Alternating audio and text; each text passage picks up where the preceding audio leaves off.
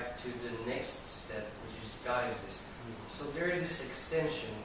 Can you say a little bit again about that? I mean, okay. Yeah. How to put it? It was the thing about the infinity. Yes, the idea we have about God. So Descartes proved, let's say we prove that I exist. We already know that. What am I? We don't know, but we know that we exist. And in our mind we have ideas, many ideas, but there is only one idea about infinite substance. And we as finite creatures cannot, according to Descartes, create infinite substance, idea of infinite substance. This idea of infinite substance can only be in our minds put by this infinite substance itself. And that means that God exists. And another part of the proof is that God is a perfect being. You cannot imagine the total perfection and infinite substance if it doesn't exist. So in the essence of God is His existence. we cannot imagine. Can you say again that part? Well,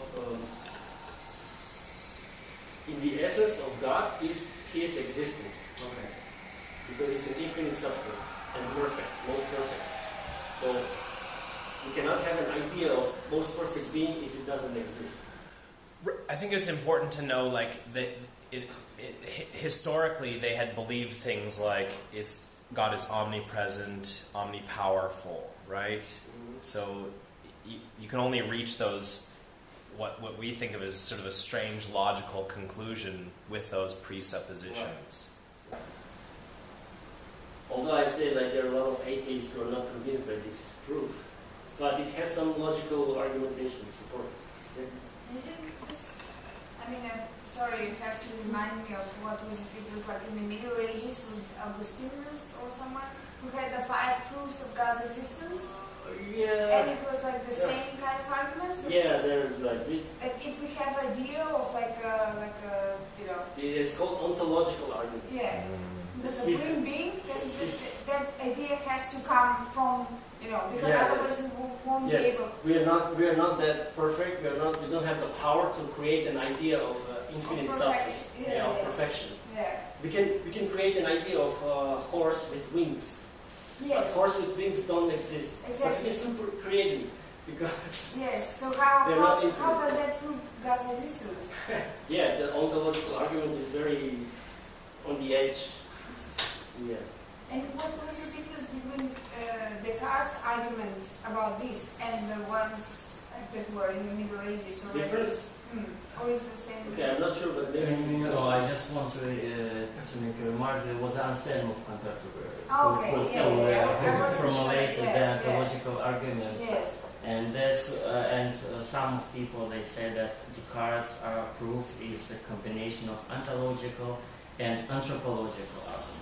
So maybe Aleksander can one more time mention what is the really contribution of Descartes to ontological arguments of Anselm. Well, here I cannot come to. Because the perfection, there's a part of perfection is what's formulated by Anselm. Mm-hmm. Yeah, the essence of perfection is existence, so the God exists. But maybe can just explain one more time the thing about cause and effect, because that was a new stuff what Descartes brought. The causal, the causal argument. Yeah, it's the causality argument that was That was the one that he invented, I guess. Yeah, that was contribution to Anselm. Maybe you can explain. Yeah, it says that in every effect there must be as much reality as let me say it. There is as much reality in the cause as in the effect. So, like with the heat, when you feel hot by fire, the heat is a kind of reality. It's the wax. The wax. The wax. When you have a candle. The wax example, yeah. He also mentioned the wax example example. was an example of that we don't trust our senses. Oh, okay. Yeah. He also has the wax example, but okay, it's the same. Like the heat, you feel hot. The fire is also hot, so there is as much reality in the fire as in your body, in the effect. So you have an idea of infinite substance as existing. So there must be as much as reality in the cause of this idea in your mind. So it must exist. Okay, but sometimes, for example, like you might watch a video of an accident, someone like breaking his leg or something, and someone say like, wow, like I get the feeling like my leg gets the sensation just by the fact that I'm looking at this like horrible thing. So then how much my pain is real. That actually proves his. So my pain is real as well. No matter there is no, Yeah, it's real for physical you. cause. It's real for you. Yes. Because you feel it. Another man, Robert Monroe, did a lot of studies with the soul, and he did a lot of work with out-of-body experiences, and basically encouraged people to try. So if they try and they can feel their soul lift out, then that must be true. That it is separate, it's actually connected. Because according to Descartes, saying everything apparent, and getting the sense that for him everything is experiential, and what you experience must be, even if you're crazy, it must be true for you. And so therefore, if enough people are experiencing the same thing, like the soul leaving the body, then they can talk about it maybe, and then it becomes a question that can be, something that can be more proven according to him. Well, yeah, okay, he said that the soul exists, and he said that the soul can exist without the body. But he was dealing with that queen. Queen Elizabeth. Yeah, Princess Elizabeth. And she was talking about the debate about the soul being connected to the The body. problem was the soul in the body, in the human body. But for Descartes, the soul can exist by itself, without body. That's not the question for himself. The problem was, how can the soul and body be connected, be always together? When I walk, the soul comes with me, or maybe it's a superficial example, but I always have the soul with the body, or I always have the body where my soul is. So they must be connected somehow. And not just that, but what I sense, what my body senses, I also have idea, right? Like all these things here that we see are ideas in our mind. In those time of the early modern period, they like to use this word idea, which are in my mind. Like we have idea of chair, idea of table, camera, book, everything. We wouldn't have these ideas if we didn't have soul. But also, they come through the senses, which is the body. Is it important to mention the Descartes' ideas of the difference between truth and belief? Or was it truth and something else?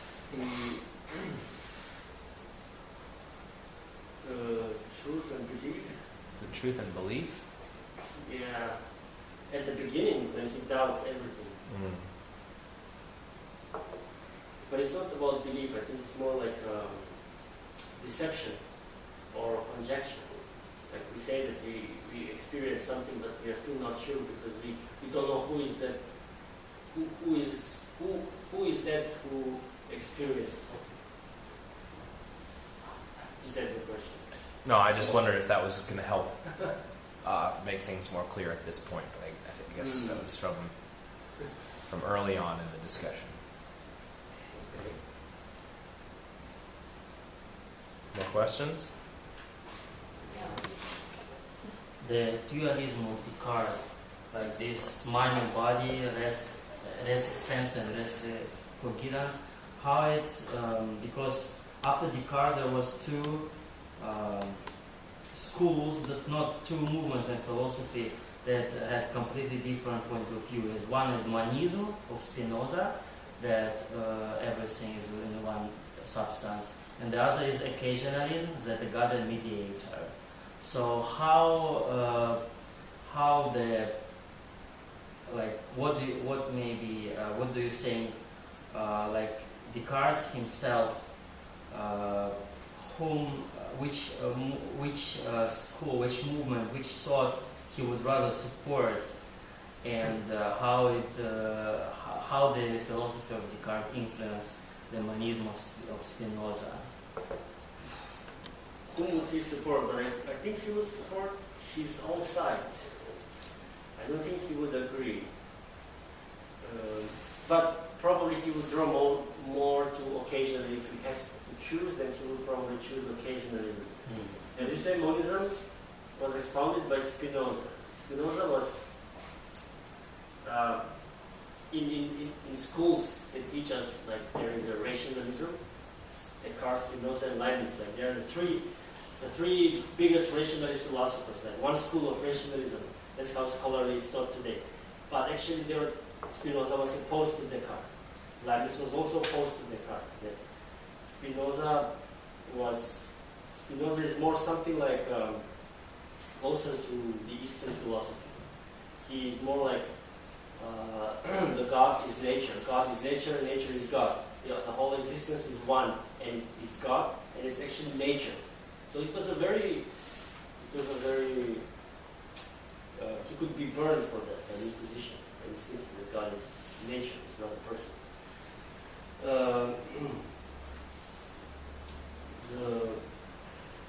I think Descartes was still claim for his dualism, that the body and soul are different. Because he didn't solve the problem. He didn't solve it. He just mentioned the problem. Yes. And then the occasionalists like Malebranche, they wanted to save the problem, but like how Descartes would think about. I think what you're saying is that the connection between the body, the human body, and the soul is made by God. God by God's intervention, right? Occasionally by God's intervention. If the mind. He makes them relate. Right? Sure. I don't know. Probably he would like this idea. He was like, okay.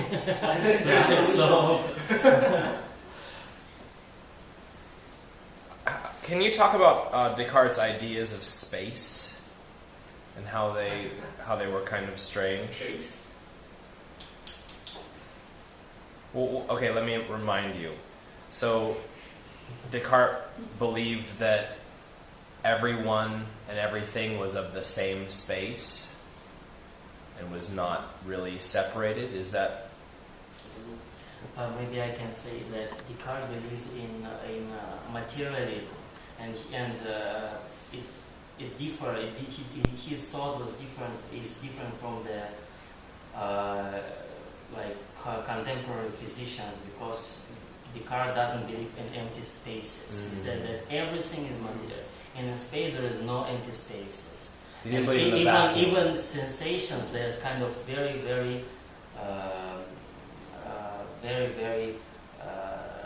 thin materials. Like this is just more. Yeah. Okay. Thank you, Roman. He actually opposed the Descartes. physics. He was in those times. The intellectuals were dealing with everything. So he was also a physicist, dealing with physics. He also dealt with botanics and mathematics and other sciences. Yeah. But I didn't go into this part. So thank you, Roman, for your. Any other questions? What if anything is wrong with the separation of body and soul? It's separation.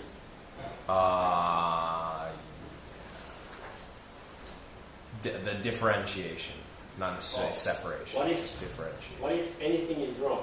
If anything is wrong, what? Then what? Or maybe there's nothing wrong. Well, maybe that's where the medicine comes. Maybe when. Okay, I mentioned that. Okay, in Western medicine we have clearly physician and psychiatrist, right? The one who deals with the body and the one who deals with the soul. But although this difference was made by Descartes himself, he wasn't strictly believing that there really have to be seen independently, because when in one occasion when Swedish Queen Christina fell sick, he mentioned stress, he mentioned mental disorder. So he believed that the soul can affect the body and the body can affect the soul. And to say it simply, if we have physical illness, we also feel mentally ill or mentally distracted. So there is really an influence. But I guess I don't mean necessarily like that they are separate and should be differentiated, but like it seems like modern medicine does differentiate them. Yes. So would you consider medicine, that? okay, we are maybe going a little bit further from Descartes, yeah, but I think modern medicine, up until the mid-20th century, looked at the body as just the body. If we have some disease or illness, it must be a problem with the body. So until after the mid-20th century, they recognized that the soul can affect the body. So we can have diseases that are caused by our soul, by malfunction in our soul, which is stress or depression or any other. Do you think that kind of misinterpretation of mid-20th century could have been caused by something that Descartes said? Yeah, probably. I wouldn't want to say for sure yes, but probably. Because you see the medicine, how was the medicine in the past? I also read recently about Hippocrates, the first the first to establish the Western medicine, old Greek doctor. I wouldn't like to say physician, because he had more like, according to some authors, he has more like holistic approach to our health. Not like modern medicine that has approach only through the body. There's something wrong with the body. So according to Hippocrates, he always looked the body as a whole. I mean, not the body, I'm saying no, the person as a whole. He was not just looking at the body that is to be healed, but the person, him or herself. So this might be, after Descartes, it might be changed to this. But was that necessary for Descartes in making the differentiation between body and soul in his justification that there was God? This probably came from his proof that, from his doubting the senses at the beginning, for the first angle of the triangle.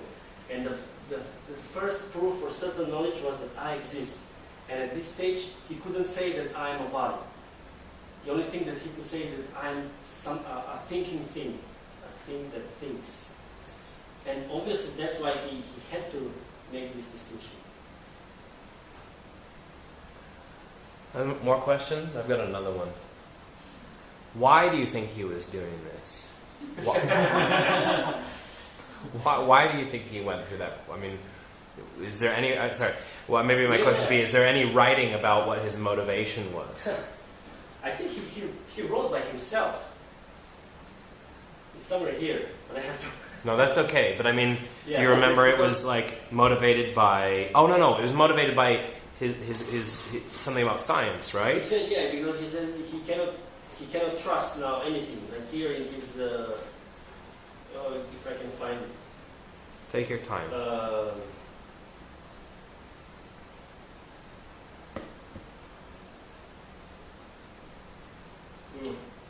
Okay. It's okay. We have half an hour. Oh, okay. Take a break first. As I remember, he says that oftentimes he would come to a conclusion that some things that he knew or he learned that he thought that they were true became to be not, and that made him think about what's the certain knowledge. In short,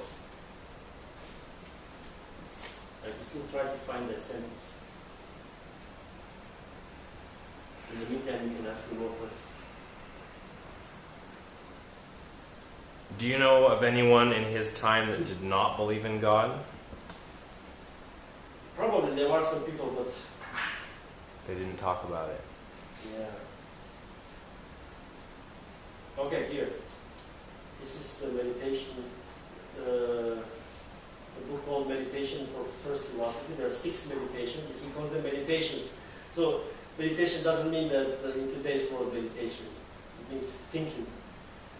It is some time ago now since I perceived that from my earliest years I had accepted many false opinions as being true, and that what I had since based on such insecure principles could only be most doubtful and uncertain, so that I had to undertake seriously once in my life to rid myself of all the opinions I had adopted up to then, and to begin afresh from the foundations, if I wished to establish something firm and constant in the sciences.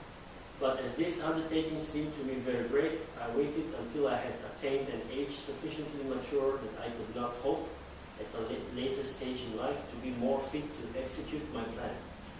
And this has made me delay so long that I should henceforth consider that I was committing a fault if I were still to use in deliberation the time which remains to me for action and so on.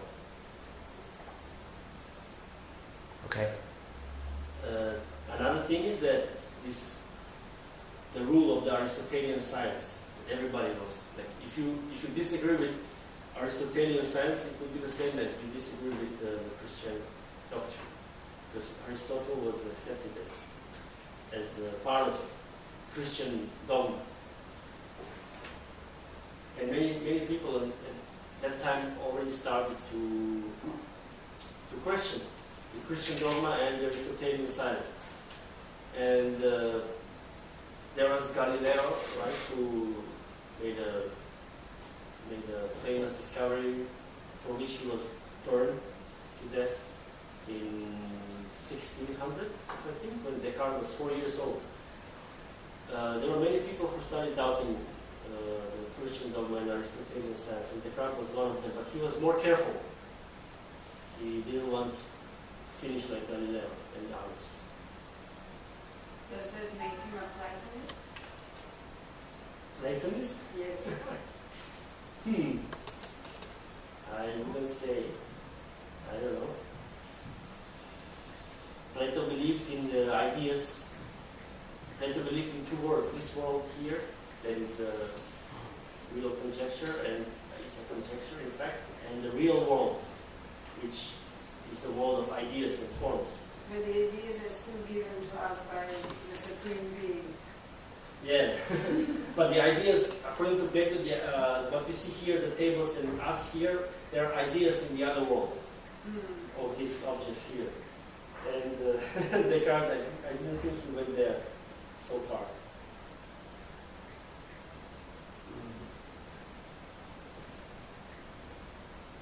What do you think, at what point the church would disagree or would have remarks on like Descartes' philosophy? Oof. What would be the most sensitive? What would be the most sensitive, of Descartes' arguments that the church would mind? Well, maybe it might be that he didn't conceive God as the old white-bearded man. He conceived God as infinite substance, as a substance. He didn't conceive God as a man. Maybe that would be the first objection. So he gave God more, let's say, more abstract, or he dehumanized God. Was it the reason why Descartes' philosophy was prohibited in France by Louis XIV after his death, and also in some other European countries? What was the reason? Yeah, was it the reason that his some difference between official church and Christian ideology? Maybe this is one of the reasons, but also the other reasons should be that he disagreed with Aristotle. Up until Descartes, very few people would disagree with Aristotle. And he, as we know, Descartes, usually in philosophy, Western philosophy, there are 3 people: Aristotle, Descartes, and Kant. So Descartes made a real change in he changed like 1,000, is it 1,000? 1,000, more than 1,000 years of history of intellectuals, scientists believing in one person's science, Aristotle. Is there something you want to add? Yeah, There was some conflict in before Scholastic, when they were in nominalism and yeah, of course. Okay. I'm just saying like basically yes. Basically, there's as I say Aristotle. After Aristotle is Descartes, and there is Kant, or according to some is Hegel. Those who are more closer to Marxism, they say it's Hegel. It's not Kant.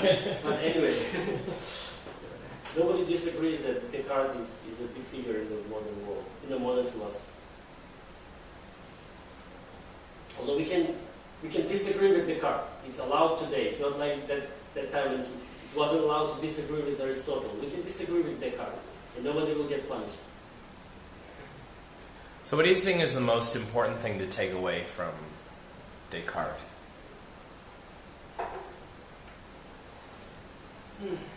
Well, I don't know, to tell you the truth. Because although Descartes made a big influence, at the end, the school of rationalism kind of lost the battle.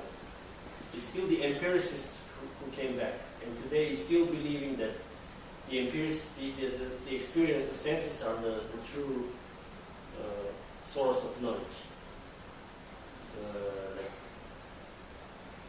Is it John Searle also? When you mentioned John Searle, I think he's also in the empiricist school. There are hardly people in the rationalist school today. I don't know. He's definitely a big figure, but he's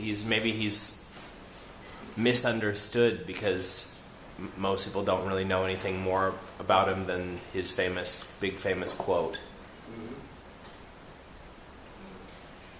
He might be misunderstood. Okay, yeah. Well, I mean, like, I think a lay person, a non-academic, might assume that Descartes would not have believed in God. I think it's kind of a right.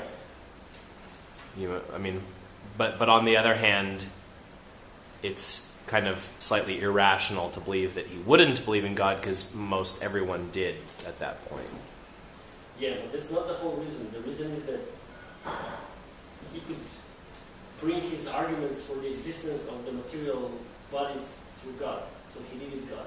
He needed God's existence. If God didn't exist, then he would stay only to I think, therefore I am.